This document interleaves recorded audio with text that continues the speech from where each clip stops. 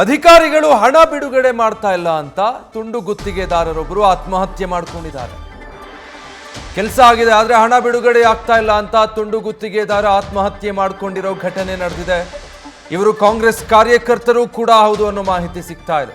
ಪ್ರಸನ್ನ ಗೌಡರ್ ಈ ರೀತಿ ತಮ್ಮ ಹಣ ಬಿಡುಗಡೆ ಆಗಿಲ್ಲ ಅಂತ ಸಾವನ್ನಪ್ಪಿದ್ದಾರೆ ಆತ್ಮಹತ್ಯೆ ಮಾಡಿಕೊಂಡು.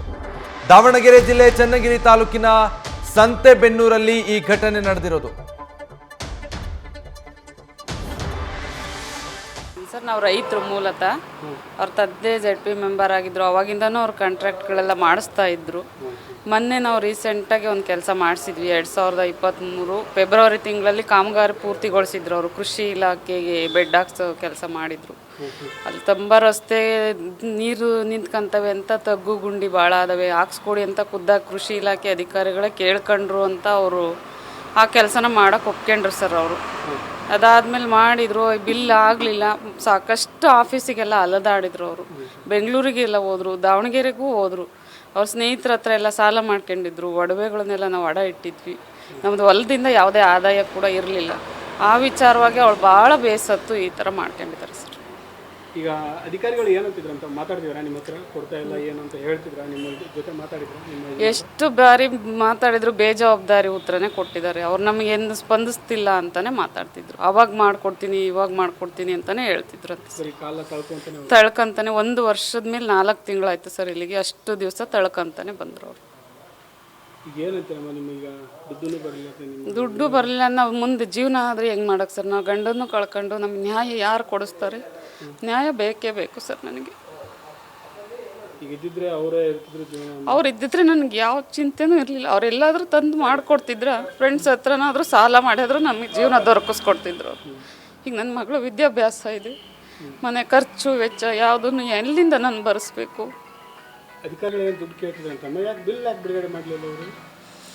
ಅದು ಗೊತ್ತಿಲ್ಲ ಸರ್ ನನಗೆ. ಆದರೆ ಒಟ್ಟು ಕೆಲಸ ಮಾಡಿದ್ದಂತೂ ನಿಜ. ಅದು ವಿಚಾರವಾಗಿ ಅಧಿಕಾರಿಗಳ ಹತ್ರ ಓಡಾಡ್ತಿದ್ದು. ಹ್ಞೂ ಸರ್, ಇಟ್ಟಿದ್ವಿ, ಒಡವೆಗಳು ಇಟ್ಟಿದ್ವಿ. ಅವ್ರ ಫ್ರೆಂಡ್ಸ್ ಹತ್ರ ಎಲ್ಲ ಸಣ್ಣ ಪುಟ್ಟದಾಗಿ ಸಾಲ ಮಾಡಿದ್ರು. ಅವರಿಗೆಲ್ಲ ವಾಪಸ್ ಕೊಡೋಕ್ಕಾಗದೆ 1 ವರ್ಷದಿಂದನೂ ತಳಕೆಂತ ಬಂದರು. ಅವ್ರಿಗೆ ದುಡ್ಡು ಕೊಡೋಕ್ಕಾಗದೆ ಈ ಥರ ಮಾಡ್ಕೊಂಡ್ರಿ. ನೋಡಿ, ಇದು ಹಿಂದಿನ ಸರ್ಕಾರದ ಮೇಲ್ನೋಟಕ್ಕೆ ಹಿಂದಿನ ಸರ್ಕಾರದಲ್ಲಿ ಯಾವುದೇ ಅನುಮೋದನೆ ಇರಲಾರ್ದೆ ಹೇಗೆ ಸಂತೋಷ್ ಪಾಟೀಲ್ ಅವರ ಪ್ರಕರಣ ಇದೆ ಅದೇ ಮಾದರಿನಲ್ಲಿ ಆಗಿರಬಹುದು ಅಂತ ಸಂಶಯ ಇದೆ. ಅದೇನಿದೆ ನಾವು ತನಿಖೆ ಮಾಡ್ತೀವಿ. ಅದು ಯಾವುದೋ ಒಂದು ಕಾಂಪೌಂಡು ಅವರು ಮಾಡ್ಕೊಂಡಿದ್ದಾರೆ 5 ಲಕ್ಷಕ್ಕೆ, ಹಿಂದಿನ ಶಾಸಕರ ಅನುಮತಿ ಪಡೆದಿ ಅಂತ ಅವ್ರು ಹೇಳ್ತಾ ಇರೋದು. ಅದಕ್ಕೆ ಯಾವುದೇ ಸೂಕ್ತವಾದಂಥ ದಾಖಲೆ ಸಿಗ್ತಾ ಇಲ್ಲ. ಸ್ವಲ್ಪ ಟೈಮ್ ಕೊಡಿ, ಅದೇನಿದೆ ಕರೆಕ್ಟಾಗಿ ತಿಳ್ಕೊಂಡು ಡೀಟೇಲ್ಸ್ ಕೊಡ್ತಾರೆ ನಮ್ಮ ಪ್ರತಿನಿಧಿ ಮಹಾದೇವ್. ಈಗ ತುಂಡು ಗುತ್ತಿಗೆದಾರರು ಅಂದರೆ ಸಣ್ಣ ಪುಟ್ಟ ಕೆಲಸಗಳು ಮಾಡ್ತಾರೆ. 5 ಲಕ್ಷ ರೂಪಾಯಿ ಬಿಲ್ಲು, ಅದನ್ನು ಕೂಡ 1 ವರ್ಷದ ಮೇಲೆ 4 ತಿಂಗಳಾಯಿತು ಇನ್ನೂ ಕೊಟ್ಟಿಲ್ಲ ಅಂತ. ಬಟ್ ಸಚಿವರು ನೋಡಿದ್ರೆ ಅದಕ್ಕೇನು ದಾಖಲೆ ಇಲ್ಲ ಅಂತಿದ್ದಾರೆ. ಏನು ಗೊತ್ತಾಗ್ತಾ ಇದೆ ಆತ್ಮಹತ್ಯೆ ಪ್ರಕರಣಕ್ಕೆ ಸಂಬಂಧಪಟ್ಟ ಹಾಗೆ? ವಿಜಯ್, ಏನು ಈಗ ಸಚಿವರು ಏನು ಹೇಳಿದ್ರಲ್ಲ ಅದೇ ರೀತಿಯಾದಂಥ ಘಟನೆ. ಅವರು ಅಧಿಕಾರಿಗಳನ್ನ ಮಾತು ಕೇಳಿ ಇಲ್ಲಿ ಕೆಲಸವನ್ನ ಮಾಡಿರುವಂಥದ್ದು. ಈಗ ಸಚಿವರು ಕೂಡ ಒಂದು ಬೇಜವಾಬ್ದಾರಿ ಉತ್ತರವನ್ನ ಕೊಡ್ತಾರೆ ಅಂತಾನೆ ಹೇಳ್ಬೋದು. ಅವರು ಒಂದು ಮಾತನ್ನ ಈಗ ಸದ್ಯಕ್ಕೆ ಮೆನ್ಷನ್ ಮಾಡಿರುವಂಥದ್ದು ಅಂದ್ರೆ ಏನು ಈಶ್ವರಪ್ಪ ಅವ್ರ ಕೇಸಲ್ಲಿ ಏನು ಗುತ್ತೇದಾರ ಆತ್ಮಹತ್ಯೆ ಮಾಡ್ಕೊಂಡಲ್ಲ ಅದೇ ರೀತಿ ಆಗಿರುವಂಥದ್ದು. ಅಂದ್ರೆ ಅಲ್ಲಿ ಸಚಿವರಾಗಿದ್ದಂಥ KS ಈಶ್ವರಪ್ಪ ಅವರು ಒಂದು ರಾಜೀನಾಮೆಯನ್ನು ಕೊಡುವಂತ ಕೆಲಸವನ್ನ ಮಾಡಿದ್ರು. ಯಾಕಂದ್ರೆ ಇಲ್ಲಿ ತಪ್ಪಿದೆ ಅಂತ ಗೊತ್ತಾಗಿತ್ತು.